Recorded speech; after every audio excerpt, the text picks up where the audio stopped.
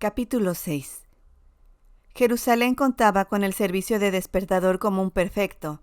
Cada mañana, tan pronto como el primer rayo de sol aparecía en el lejano horizonte levantino, más allá de las cordilleras lavanda y gris de Moab y Galad, oleadas de trompetazos sacerdotales del templo anunciaban el nacimiento de un nuevo día. Ni siquiera la persona con el sueño más profundo, en el rincón más remoto de la ciudad amurallada, podía ignorar el mensaje estruendoso y persistente de que se iniciaba la primera hora. Esas trompetas era todo el toque de alborada que necesitaba a la mañana siguiente de mi visita al templo. Mateo, el siguiente en mi lista de testigos, demostró ser tan fácil de localizar como Santiago. Sus hábitos eran bien conocidos de José, y poco después de la salida del sol lo encontramos exactamente en donde el anciano dijo que estaría, orando en el huerto de Getsemaní. Fuera de la muralla oriental de la ciudad, los ásperos riscos de piedra caliza descendían varios centenares de metros hacia el valle del Cedrón.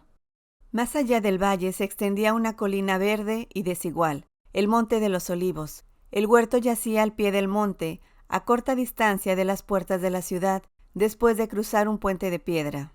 Pero aún así estaba oculto de las miradas curiosas de los paseantes y de quienes miraban hacia abajo del templo por tupidos grupos de cipreses, higueras, almendros, granados y sobre todo olivos, de donde se había derivado su nombre, Getsemaní, que significa lugar de olivos. Dejando a Chema al cuidado del carruaje, José y yo nos adentramos en el huerto, esquivando varias ramas de olivo de hojas plateadas que colgaban muy bajo, conforme nos abríamos paso a lo largo de un estrecho sendero que serpenteaba entre matorrales y pedruscos parcialmente enterrados.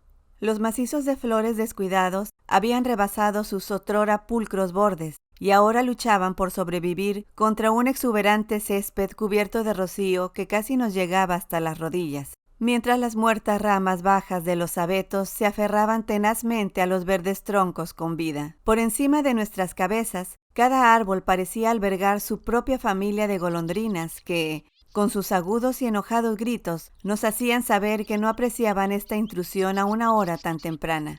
Jesús venía aquí a menudo, ¿no es verdad, José? Sí, era su lugar favorito, exceptuando las colinas de Nazaret. Acostumbraba pasar aquí muchas horas a solas y con su Grey, orando, enseñando o simplemente refrescándose un poco después del calor de la ciudad. Pues creo que se excedió viniendo aquí una vez de más. El anciano se rehusó a tragar el anzuelo. ¿Quieres decir esa noche cuando fue aprehendido? Matías, jamás debes olvidar que esa noche se encontraba aquí por su propia voluntad. Sabía el grave peligro que lo amenazaba y fácilmente pudo ir al norte en dirección de Galilea para escapar de las garras de sus enemigos. Pero esas son cosas que debes aprender por ti mismo, hijo mío. Shem se reunió con nosotros y caminaba varios pasos atrás mientras avanzábamos por el jardín, que era más bien un huerto que otra cosa. De pronto, el anciano se detuvo y colocó su mano en mi pecho. «¡Mira!», susurró. Un poco más adelante, a nuestra derecha, había un pequeño claro. En el centro había una figura arrodillada con la cabeza levantada hacia el cielo y las manos fuertemente entrelazadas, descansando sobre un gran pedrusco de greda. «Quédate aquí», me indicó José.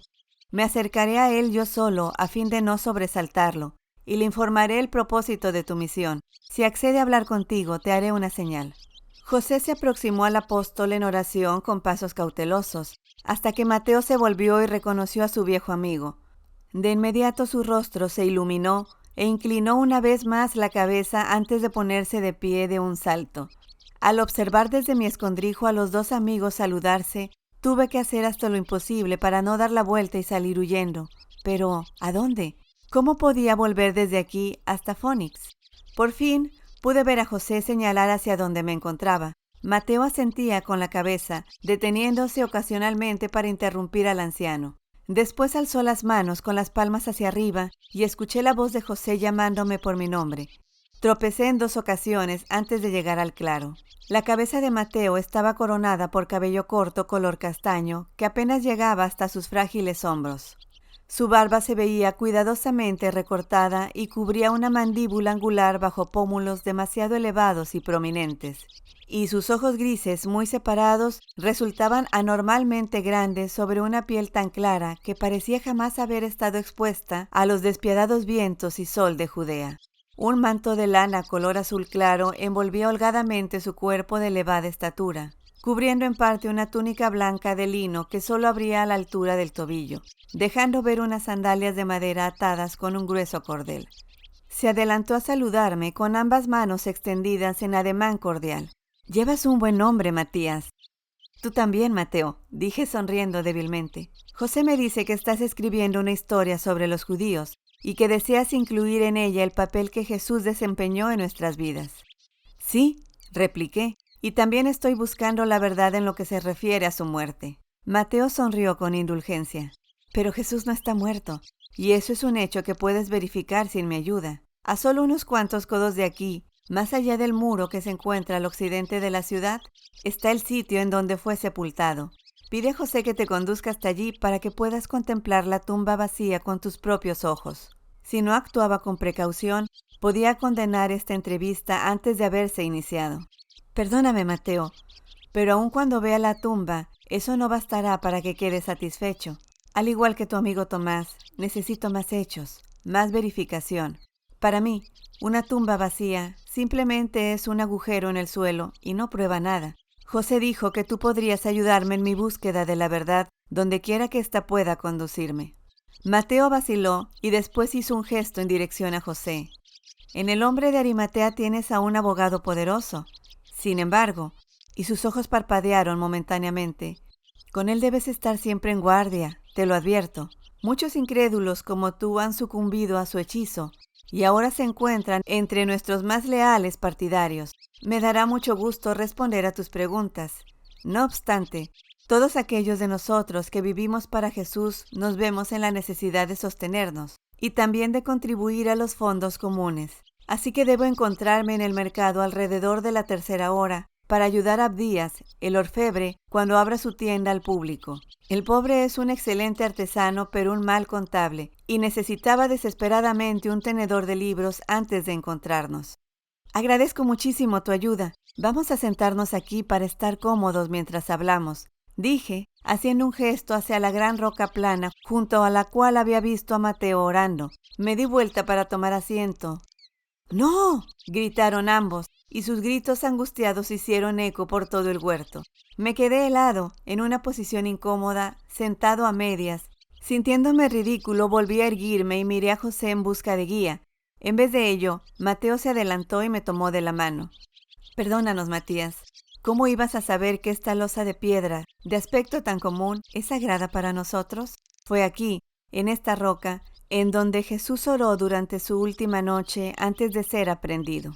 Extendí la mano y la froté contra la superficie áspera de greda, recordando las pinturas idealizadas de Jesús orando en el huerto que había visto. El polvo blanco quedó pegado a mi palma húmeda mientras seguíamos a Mateo hasta un tramo de césped suave, bajo un viejo olivo, en donde nos sentamos cómodamente. Chem se aproximó acuclillándose cerca del sendero por donde llegamos, haciendo girar lentamente su cuerpo moreno en círculos completos, mientras estudiaba sin cesar las sombras cambiantes del huerto. Empecé por el principio y aun cuando nos acababan de presentar pregunté con nerviosismo. «¿Cuál es tu nombre?» Mateo sonrió. «Eso depende de quién se dirija a mí, amigo o enemigo. Soy Mateo, algunas veces llamado Leví, hijo de Alfeo de Cafarnaúm». «¿Y qué edad tienes?» «Estoy en mi año 47. ¿Fuiste amigo íntimo de Jesús?» Fui el quinto en ser llamado a su lado, después de que empezó a impartir sus enseñanzas en Cafarnaúm, en donde yo vivía y trabajaba. Deliberadamente formulé mi siguiente pregunta para ver cuál era su reacción. «Por lo que me han dicho, entiendo que abandonaste tu próspero puesto de recaudador de impuestos, para el cual te había nombrado Herodes Antipas, el tetrarca de Galilea, para seguir a Jesús. ¿Por qué razón abandona un hombre a su familia, amigos y profesión para huir con una banda de gitanos indigentes?» El apóstol se me quedó mirando con más incredulidad que enojo. Por último empezó a reír entre dientes, más para sí mismo. «Matías, ciertamente la fuente que te ha proporcionado los demás hechos relacionados con mi vida también debe haberte informado que eso, a lo que tú magnánimamente te refieres como mi profesión, está considerado por nuestro pueblo como una vida más pecadora que la de una cortesana. No solamente era recaudador de impuestos, sino que era el más bajo de los recaudadores de impuestos, un pequeño moques, que es el nombre que dan a quien cobra en la misma puerta de peaje, en vez de contratar a otros para que desempeñen ese trabajo tan vil. Al sufrir personalmente las burlas y maldiciones de todos los que pasaban, podía conservar un mayor porcentaje de los impuestos antes de entregar el resto a Herodes, quien, a su vez, enviaba una parte a tu emperador en Roma. No tenía amigos, excepto mi propia familia y otros recaudadores de impuestos de las cercanías. Pero tú eras uno de los hombres más acaudalados de Cafarnaúm. Muchos de nosotros pagamos demasiado caro nuestro oro. Como publicano, tenía prohibido llevar mi dinero al templo para algún fin. No se me permitía servir como juez o ni siquiera como testigo en ningún juicio. Y difícilmente existe un rabí viviente que no predique que, para los publicanos, el arrepentimiento es una pérdida de tiempo ante los ojos de Dios. Entonces, ¿por qué te convertiste en recolector de impuestos? Se encogió de hombros. ¿Quién de nosotros puede decir por qué nos convertimos en lo que somos? ¿Por qué eres tú escritor? Para mí, que no era competente en las artes o el comercio, la recolección de impuestos era una forma de ganarme la vida. ¿Cómo llegaste a conocer a Jesús? Había venido a Cafarnaúm solo, trayendo consigo un mensaje de esperanza para nuestro pueblo, como jamás habíamos escuchado otro igual. En ocasiones hablaba en nuestra pequeña sinagoga, pero casi siempre se encontraba en los terrenos ribereños, desde la salida hasta la puesta del sol, enseñando y consolando a los pobres y a los enfermos del puerto, cuya ignorancia de las leyes de Moisés los hacía sentirse indignos de entrar a la casa de Dios en nuestra aldea. Una mañana, cuando él se encontraba cerca, dejé mi puesto desatendido y fui a escucharlo. Las palabras que pronunció ese día cambiaron mi vida para siempre. ¿Tenían tal poder sus palabras? Sí.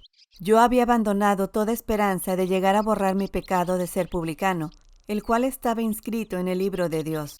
Pero aquí estaba un hombre que decía que aún había esperanza para mí y para todos los demás miserables pecadores.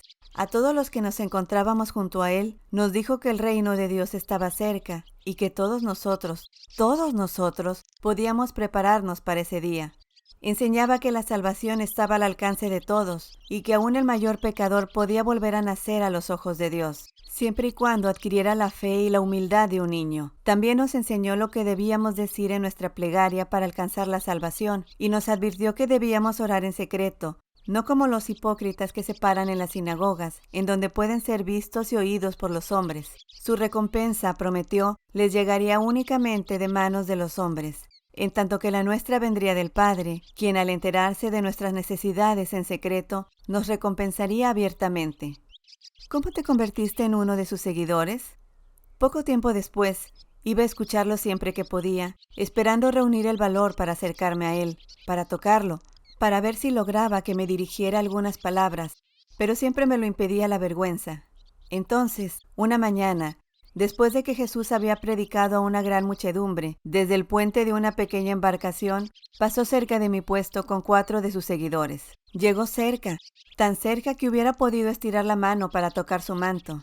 Luché para tratar de decirle todo lo que había dentro de mi corazón, pero las palabras se ahogaron en mi garganta. Cuando se alejaba empecé a llorar, seguro de que nunca más volvería a presentarse tal oportunidad. De pronto, se detuvo y se volvió hasta quedar frente a mí. Jamás olvidaré esa mirada de amor y simpatía y tristeza de sus dulces ojos color café, como si comprendiera todo lo que yo estaba pensando. Me hizo una seña y solamente dijo, «Sígueme». «¿Y qué hiciste?», me escuchó preguntar innecesariamente. Lo dejé todo atrás, mis registros, el dinero que había reunido ese día, mi hogar, a mis padres y hermanos, y permanecí a su lado por el resto de su vida terrenal, hasta esa noche horrible en que fue aprendido aquí, en este huerto. ¿Sientes algún arrepentimiento? ¿Arrepentimiento? Sí, me he arrepentido de muchas cosas. De haberme acobardado cuando fue capturado, huyendo con los demás, tal y como Jesús dijo que lo haríamos. De no haber comprendido plenamente el significado de todas sus parábolas y profecías cuando las pronunció por primera vez. De no haber luchado con todas mis fuerzas contra aquellos que casi desde el principio trataron de desacreditarlo. De no haberlo consolado más y de no haberlo servido mejor. Pero sobre todo, de haber sido demasiado ciego e ignorante para no reconocerlo como el Hijo de Dios después de que fue crucificado. pero aún así tendré una nueva oportunidad. ¿También tú esperas que vuelva? Matías, él jamás se ha ido. Está siempre conmigo, me guía siempre, aún en este momento mientras estoy hablando contigo. Prometió que cuando fuésemos llevados delante de los gentiles por causa suya, no debíamos pensar en las palabras que hablábamos, ya que en esa misma hora nos serían concedidas por el Espíritu de nuestro Padre, quien hablaría a través de nosotros. De alguna manera, el significado viniendo directamente de Mateo parecía diferente de lo que yo había leído en cualquiera de las muchas traducciones bíblicas que poseía. ¿Está hablando a través de ti en este momento? Sí, así lo creo. Por lo que he podido llegar a saber, Jesús, sin lugar a dudas, era un hombre sabio. Si eso es verdad, ¿por qué se atrajo al más despreciado entre los judíos, a un recolector de impuestos, para ayudarlo en su misión? ¿Acaso no eras tú como una piedra de molino alrededor de su cuello? La misma noche del día en que fui llamado, antes de que hubiera tenido tiempo de hacerme esas preguntas, escuché de sus propios labios los planes que tenía para mí. ¿Podrás compartirlos conmigo? Después de que el sol se había puesto, ese día en que me convertí en su seguidor, ofrecí un festín en mi hogar, a fin de celebrar el suceso más feliz de toda mi vida. Jesús y sus pocos discípulos fueron mis invitados de honor. Después de terminada la cena, cuando la hora ya era avanzada, 3 fariseos, hombres de ley muy respetados, cruzaron por entre la multitud, aproximándose a los discípulos Pedro, Andrés, Santiago y Juan. Preguntaron a los 4 por qué su maestro se había vuelto impuro comiendo en mi hogar contaminado, entre publicanos y pecadores. Jesús, que estaba sentado a mi lado, escuchó su pregunta y levantó ambas manos hasta que la habitación quedó en silencio. Repitió la pregunta de los fariseos en voz suficientemente alta para ser escuchado por todos, y después respondió diciendo: aquellos que están sanos no tienen necesidad de un médico, pero quienes están enfermos sí.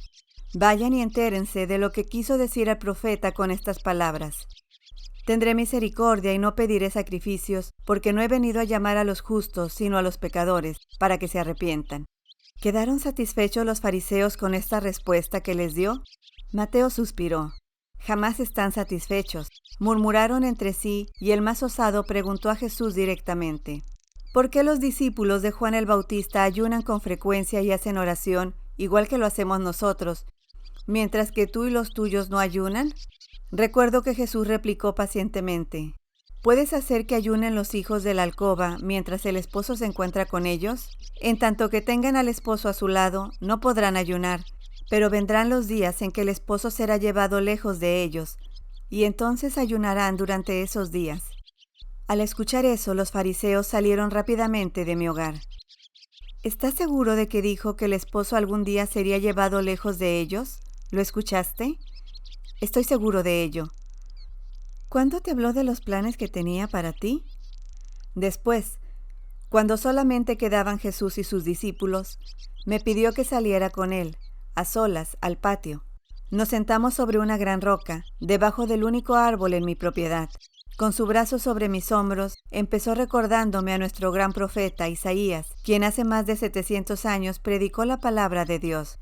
A pesar de las persecuciones de su enemigo, el rey Manasés, Isaías predijo sabiamente que algún día Manasés le daría muerte. Dicha profecía se convirtió en realidad más adelante, cuando Isaías fue atado bajo la hoja de una sierra y cortado en 2.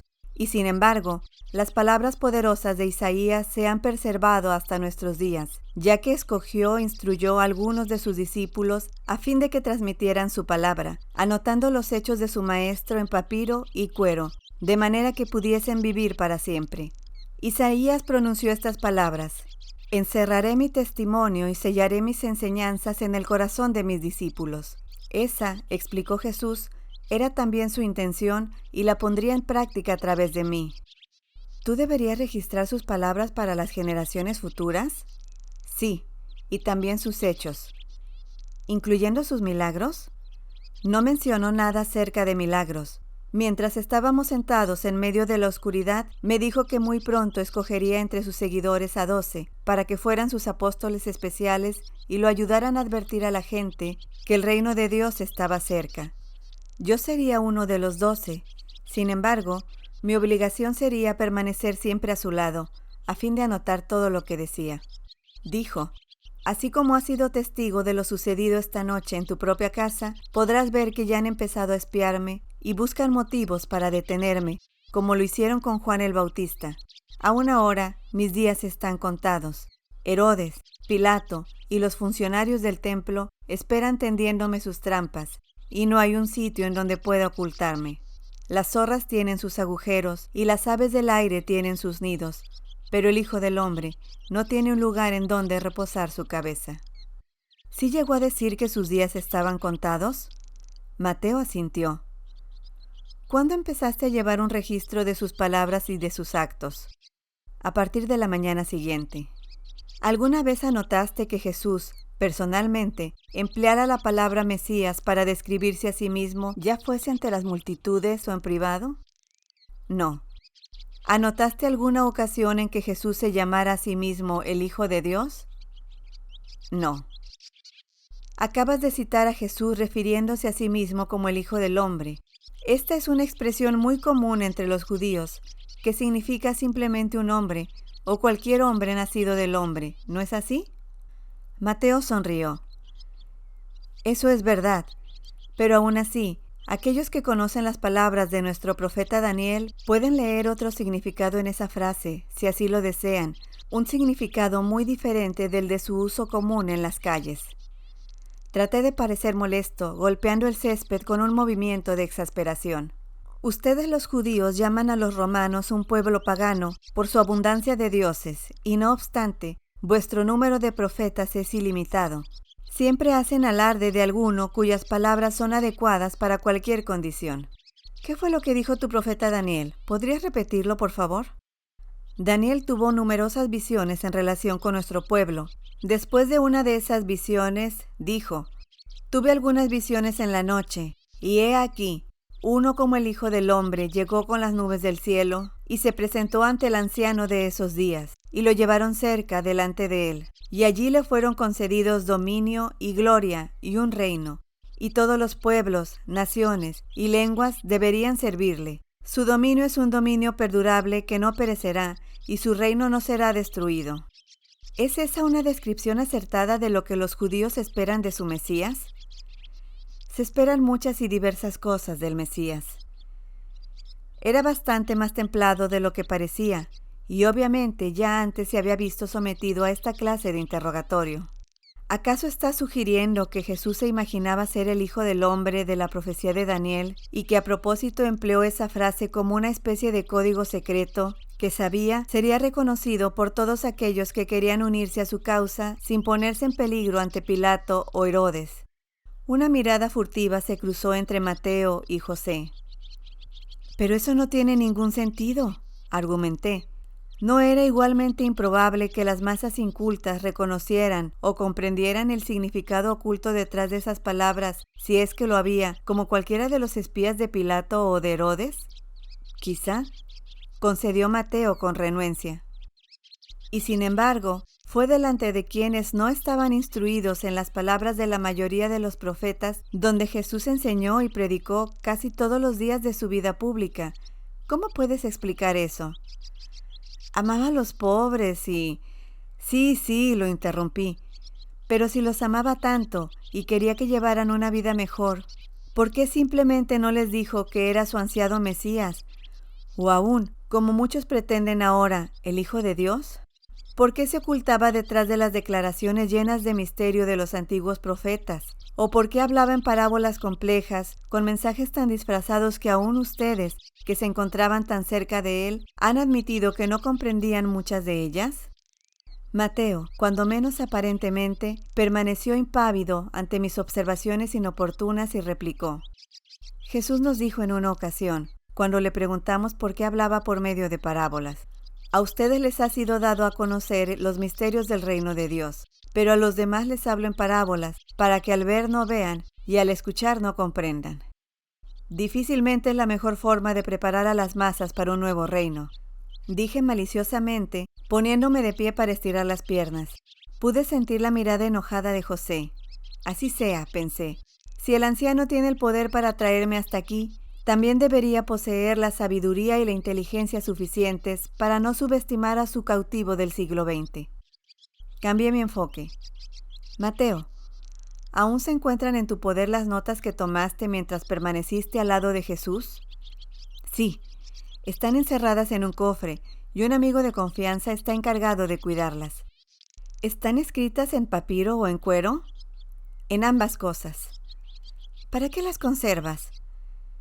¿Por qué no habría de atesorar las palabras del Maestro?, preguntó consternado. ¿Acaso no te encuentras con frecuencia en el patio del templo en compañía de Santiago y los demás, que prometen al pueblo que el reino de Dios está cerca y que llegará aún antes de que muchos de los que escuchan se encuentren en sus tumbas? Si ese gran acontecimiento va a tener lugar muy pronto, ¿qué necesidad hay de preservar sus palabras, si pronto volverán a escucharse directamente de sus propios labios? Yo solo he hecho lo que el Hijo de Dios me pidió que hiciera. Estallé. ¡El Hijo de Dios! Tú me dijiste que jamás escribiste que Jesús se llamara a sí mismo Hijo de Dios. ¿Por qué pones una mentira en labios de un hombre que ya ha muerto? El huerto quedó muy quieto. Aún las aves belicosas interrumpieron momentáneamente sus trinos, y solo las hojas de las ramas más elevadas de los eucaliptos susurraban suavemente, movidas por la ligera brisa. Esperé hasta darme cuenta de que no habría respuesta. Entonces, en un tono de voz mucho menos beligerante, pregunté: Mateo, si Jesús no vuelve en el transcurso de los próximos 5 o 10 o 20 años, y tú has logrado sobrevivir al peligro que rodea a todos aquellos que se convirtieron en sus seguidores, ¿qué harás con tus notas? No lo sé, respondió el discípulo encogiéndose de hombros. Solamente vivo un día a la vez.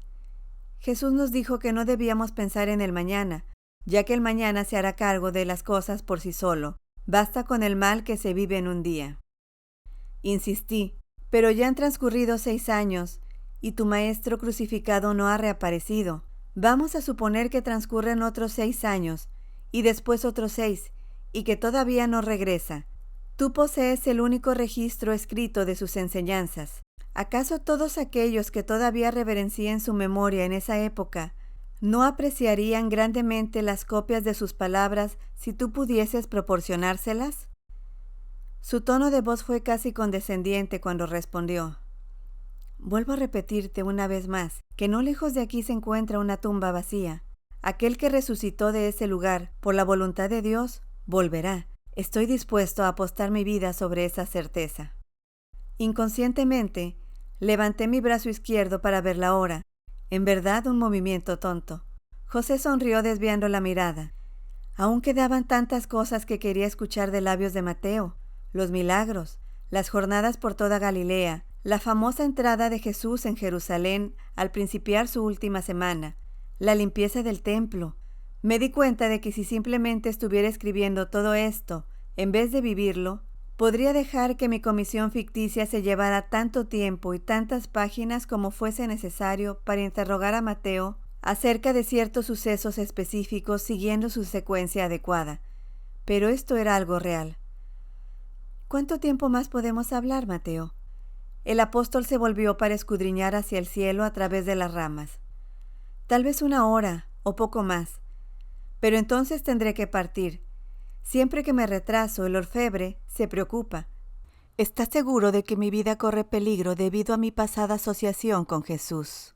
Sin embargo, podrás encontrarme aquí todas las mañanas, si Dios lo quiere, en caso de que llegaras a necesitar algún testimonio adicional en tu búsqueda de la verdad. Su aplomo y sus modales me sorprendían. A pesar de todas mis observaciones impertinentes y de mis pullas, estaba dispuesto a recibir más. ¿Eran todos los demás como Mateo y el hermano de Jesús? Estaban tan acostumbrados a la mofa, al vejamen y al ridículo, que la adversidad se había convertido en una forma de vida que solamente podían soportar volviendo la otra mejilla con una sonrisa. ¿Era genuina su ecuanimidad? ¿O era solamente un escudo que llevaban para protegerse de las ondas y las flechas de sus enemigos más encarnizados? ¿O en realidad no hacían otra cosa sino practicar lo que predicaban? ¿Destruían a sus enemigos amándolos hasta que se convertían en amigos? Necesitaba tiempo para organizar mis pensamientos, disculpándome Di unos cuantos pasos hasta donde podía recibir la luz del sol y respiré profundamente. Podía percibir el aroma de las flores silvestres que me recordaban a Kitty. ¿Creería ella todo esto si alguna vez tenía la posibilidad de contárselo? ¿Quién podría creerlo? No albergaba ninguna ilusión en cuanto a mis probabilidades de éxito. Era la más remota de todas las probabilidades remotas. A fin de enterarme de la verdad acerca del fraude de la resurrección, tenía que seguir la pista de los movimientos de unos 15 individuos, desde el momento en que el cuerpo fue bajado de la cruz hasta el descubrimiento de la tumba vacía el domingo por la mañana. En alguna parte, entre ese grupo, había una coartada, o quizá más de una, que no podría sostenerse. Pero el desafío casi imposible al cual me enfrentaba era verificarla 6 años después de cometido el crimen. Cuando me di vuelta, tanto José como Mateo me observaban con curiosidad. Sonreí con valentía y caminé para volver a su lado, esperando parecer más confiado de lo que en realidad me sentía. Mateo, a una hora temprana, la misma noche en que Jesús fue aprehendido, él y ustedes, sus 12 apóstoles, celebraron la cena de Pascua a solas, en un sitio aquí en Jerusalén, ¿no es así? Sí. ¿En dónde tuvo lugar esa celebración?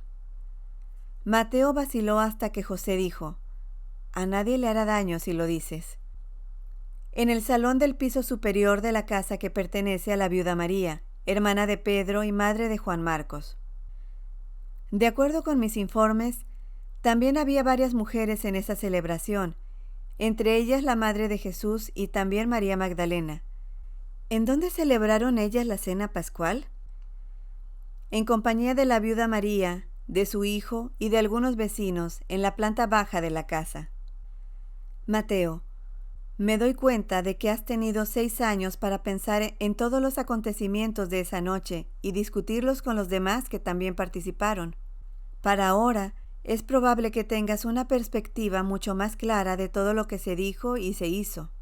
No sé si esto sea posible, pero me agradaría que trataras de responder a mis preguntas basándote solo en lo que tú personalmente recuerdas haber visto, oído y vivido durante y después de esa cena. Por ejemplo, se me ha dicho que al comenzar la cena, Jesús dio una orden a Judas, quien de inmediato abandonó la habitación. Desde tu puesto en la mesa, ¿pudiste escuchar lo que se dijo? No, pero... ¿En ese momento consideraste insólito el hecho de que Judas saliera durante la cena? No, Judas siempre se encargaba de hacer mandados o comprar cosas, o hacía los arreglos para que pernoctáramos todos nosotros. Recuerdo haber pensado que quizá Jesús lo había enviado a la planta baja a ver a la viuda María para algo relacionado con los alimentos, pero en verdad su ausencia no era algo fuera de lo común. La cena esa noche fue muy larga, ¿no es así? Sí. Se prolongó más que cualquier comida que hubiésemos hecho juntos jamás.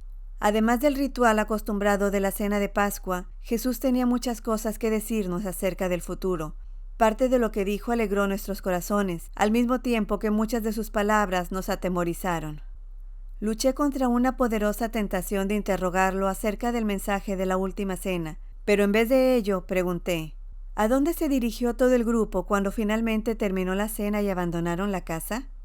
Todos creímos que nos dirigíamos de vuelta al hogar de Marta y María en Betania, mientras que las mujeres permanecerían con la viuda hasta nuestro regreso, al día siguiente por la mañana. Con Jesús a la cabeza de nuestra pequeña procesión, cruzamos la parte baja de la ciudad y atravesamos la puerta de la fuente, siguiendo la senda norte, fuera del muro de la ciudad, hasta que finalmente llegamos aquí, a este huerto.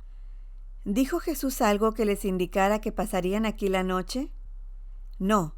El ambiente estaba demasiado fresco para dormir al aire libre, y solamente hay una jornada breve de aquí, cruzando el Monte de los Olivos, hasta el hogar de Betania, en donde habíamos dormido las 5 noches anteriores. Supusimos que solo esperaríamos hasta que Judas se reuniera con nosotros, después de llevar a cabo lo que Jesús le había pedido, y entonces todos podríamos volver juntos a Betania. Mateo, estoy enterado de que aquí el tiempo se calcula tanto por la salida como por la puesta del sol. ¿Más o menos a qué hora dirías que llegaron aquí, a Getsemaní? Miró hacia arriba y frunció el entrecejo. Alrededor de la 4ª hora después de la puesta del sol. ¿Y la cena ¿Se había iniciado poco tiempo después de la puesta del sol? Sí, como es nuestra costumbre pascual, tan pronto como son visibles las 3 primeras estrellas y escuchamos las 3 fanfarrias de las trompetas del templo. Entonces, para el momento en que llegaron aquí, Judas ya había estado ausente del grupo durante 4 horas. Poco más o menos. ¿A nadie le preocupó que tardara tanto en reunirse con el grupo? Mateo sacudió la cabeza. Había sido una larga velada, y nuestra única preocupación era volver al calor de nuestros lechos en Betania. Hubo algunos refunfuños contra Judas por su tardanza, aun cuando todos comprendimos que nunca disponía de su tiempo como custodio de nuestro caudal. ¿Qué sucedió cuando llegaron aquí, al huerto? Mateo nos condujo a José y a mí de vuelta a la roca sobre la cual descansaba sus manos cuando lo encontramos. Jesús nos dijo que debíamos esperar mientras él oraba. Se arrodilló aquí, apoyándose contra esa roca, y allí, dijo, señalando a unos cuantos pasos de distancia, permanecieron Pedro, Santiago y Juan, cerca de él, como se lo pidió. El resto de nosotros caminamos a lo largo de ese sendero hasta llegar a una cueva que conocíamos y que nos protegería de la humedad hasta el regreso de Judas. Allí, ¿la ves? Apenas pude distinguirla. Casi oculta a las miradas, detrás de un grupo de olivos, había un afloramiento plano de piedra caliza, con uno de sus lados ahuecado por los elementos hasta formar una cavidad profunda y redondeada. Mateo se detuvo en lo que se convirtió en un ascenso pronunciado colina arriba y dijo: los 8 restantes nos sentamos allí dentro, acurrucados uno contra otro, y esperamos. Pronto, debido al avanzado de la hora y a nuestros estómagos satisfechos, para no mencionar el vino que había corrido libremente durante la cena, todos nos quedamos profundamente dormidos sobre el húmedo suelo de la cueva. ¿Y durante cuánto tiempo durmieron? No lo sé. Lo siguiente que recuerdo es el momento en que la mano poderosa de Santiago, el hermano de Juan, me sacudía mientras murmuraba a mi oído que los agentes del templo se llevaban prisionero a nuestro maestro. Al principio pensé que todo era una pesadilla y necesité algún tiempo para comprender el significado de sus palabras. Para entonces, los demás, incluyendo a Santiago, habían salido huyendo a toda prisa de la cueva colina arriba y desaparecieron en medio de la oscuridad. Una reacción normal bajo tales condiciones: correr en la dirección opuesta al peligro, colina arriba, para después descender del otro lado en dirección al hogar de Betania. ¿Y tú?, pregunté. Desde el momento en que me llamó a su lado, cuando me encontraba en mi puesto de recaudador, había permanecido muy cerca de Jesús, casi como su sombra. Esa costumbre ya era parte de mi ser, y en vez de huir, caí de rodillas y empecé a arrastrarme a través del césped crecido, hasta que pude ver numerosas antorchas y escuché los gritos airados de una multitud tan grande que ni siquiera pude identificar a Jesús, ni a Pedro o a Juan entre ella, a pesar de la luz tan brillante. Entonces, una de las antorchas se apartó de las demás y empezó a avanzar por el huerto en dirección al sitio en donde me encontraba. ¿Qué hiciste? Me convertí en un cobarde igual que los demás y huí monte arriba en medio de la oscuridad. Recuerdo haberme detenido cerca de la cima para tomar aliento, y cuando miré hacia abajo, en dirección al huerto iluminado por la luz de la luna, caí de rodillas avergonzado, lamentándome por mi falta de valor. Ninguna antorcha me había seguido a través de los árboles. Estaba solo, y podía ver las luces del grupo que efectuó la aprehensión dirigirse al sur. Entonces escuché a alguien que susurraba mi nombre, y vi a Bartolomé. Juntos, seguimos la senda monte arriba y ladera abajo hasta llegar al hogar de Marta y María, en Betania. ¿Y qué fue de los demás? Antes del amanecer, los 9, Santiago y los 8 que dormíamos mientras arrestaban a nuestro maestro, regresamos solos o en parejas a ese hogar en donde pasamos tantas horas felices en compañía de Jesús. Después, cuando todos estuvieron reunidos, ¿qué hicieron? El apóstol se encogió de hombros con un ademán de impotencia. No sabíamos qué hacer. Estábamos aturdidos tanto por el dolor como por el terror.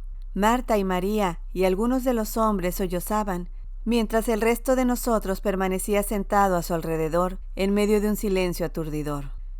Recuerda, la mayoría de nosotros ni siquiera era de la ciudad, de manera que aún en las mejores condiciones, Jerusalén nos intimidaba. El hecho de que nuestro rabí y por lo que sabíamos también Pedro y Juan, hubiesen sido aprehendidos por las autoridades, era el fin de todo. Tomás no dejaba de decir que estaba seguro de haber visto algunos soldados romanos entre el grupo de los que habían efectuado la aprehensión, y esa posibilidad se sumaba a nuestro terror. Alguien, no recuerdo quién, quería salir de inmediato hacia Galilea, antes que todos fuéramos arrestados. Pero, ¿cómo podíamos hacerlo? ¿Cómo podíamos abandonar a Jesús, a Pedro y a Juan, y a las mujeres que todavía se encontraban en la ciudad? Y sin embargo, ¿cómo podríamos ocultarnos por mucho tiempo en la casa de Marta y María, cuando era de todos sabido que nos habían albergado durante la última semana?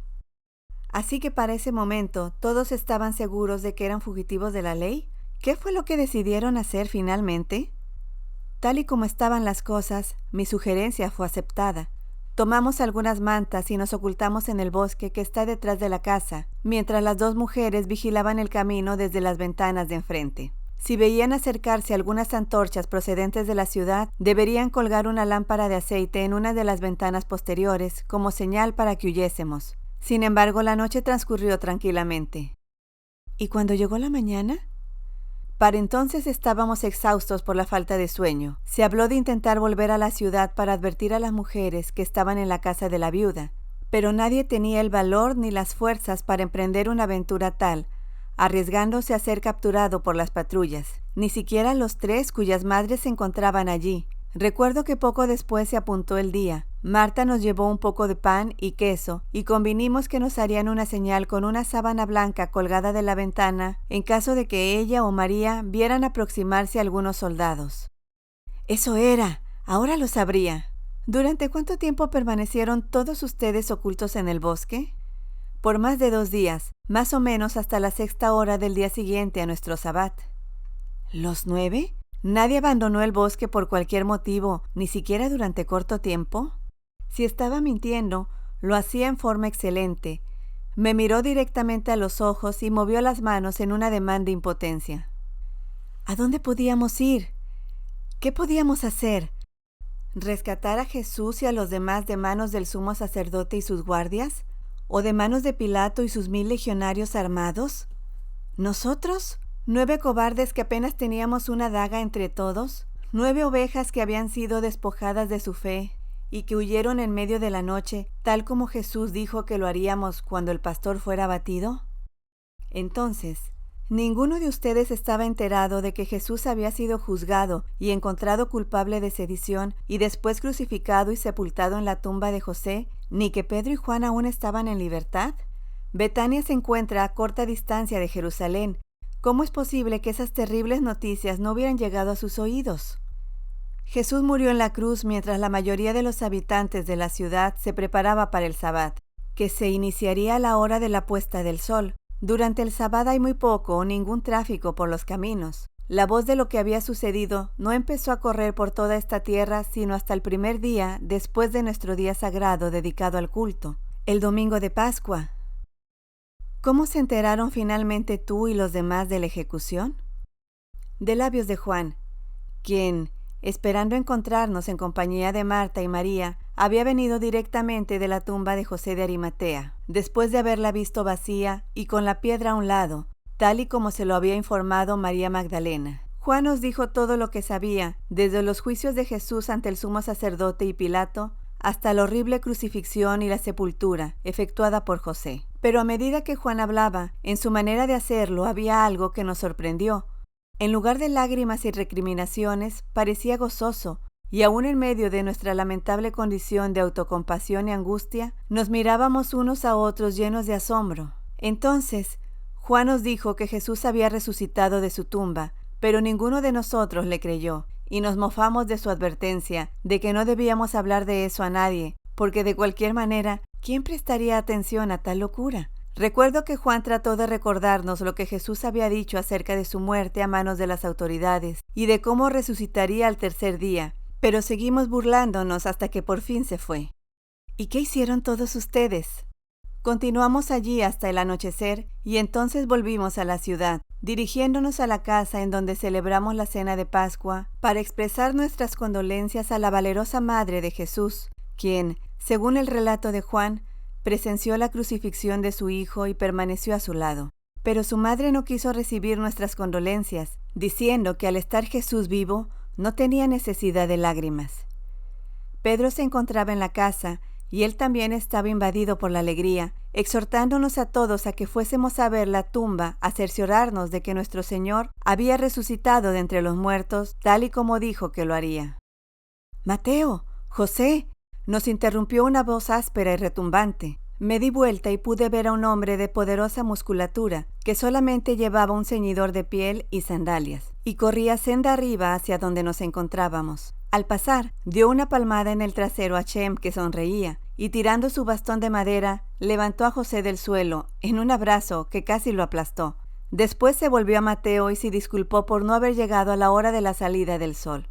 «Matías», jadeó el anciano una vez que hubo recuperado el aliento. «Este es Santiago». Este robusto hijo de Salomé y Zebedeo, quien pescaba en las aguas Galileas con su hermano y su padre desde su infancia, había sido el cuarto en ser llamado al lado de Jesús. Impetuoso y de mal genio, él, más que Juan, había ganado para ambos el título de hijos del trueno. En una ocasión, cuando una aldea de samaritanos no mostró lo que él consideró el debido respeto hacia Jesús, suplicó a su maestro que invocara los fuegos celestiales a fin de consumirlos, solo para que Jesús le recordara que el Hijo del Hombre no ha venido a destruir las vidas de los hombres, sino a salvarlas.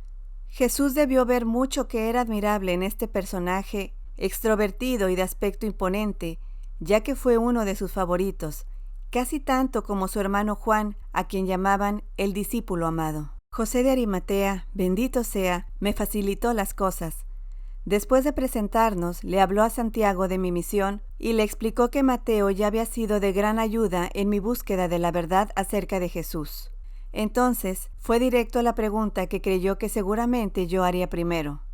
«Santiago», dijo el anciano, recordando esa terrible noche pasada aquí, cuando Jesús fue arrestado, ¿a dónde te dirigiste al huir en medio de la oscuridad, después de advertir a los demás que Jesús había sido hecho prisionero? Santiago miró ceñudamente a José, abriendo y cerrando los puños con fuerza. El anciano levantó la mano y dijo con acento tranquilizador: «No hay ningún peligro en que se lo cuentes a Matías.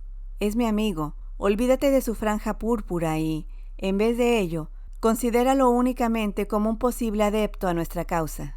¿Acaso no hemos escuchado al hermano del Señor en el patio del templo decir a la gente en repetidas ocasiones que aquel que convierte al pecador, sacándolo del error, salva un alma de la muerte? Las palabras de José no me emocionaron gran cosa, pero tuvieron el efecto deseado en Santiago. El hombretón nerviosamente pasó sus gruesos y cortos dedos por su largo cabello negro y dijo: «¿Quieres saber hacia dónde huí yo, el cobarde, esa noche en que abandonamos al Señor?» «Sí», dijo el anciano con suavidad. Yo crucé el bosque corriendo, y después seguí montaña arriba hasta llegar a la casa de Marta y María, huyendo como si el mismísimo Satanás me persiguiera». Por fin había recuperado la voz y pregunté: «¿Fuiste el primero en llegar?» «No», respondió, todavía mirándome con desconfianza. «Andrés y Simón me habían precedido, pero mucho antes de que amaneciera, todos los demás habían golpeado tímidamente con sus nudillos a la puerta de las hermanas». «¿Los 9 se encontraban allí? ¿Estás seguro de ello?» Santiago rehuyó mi mirada.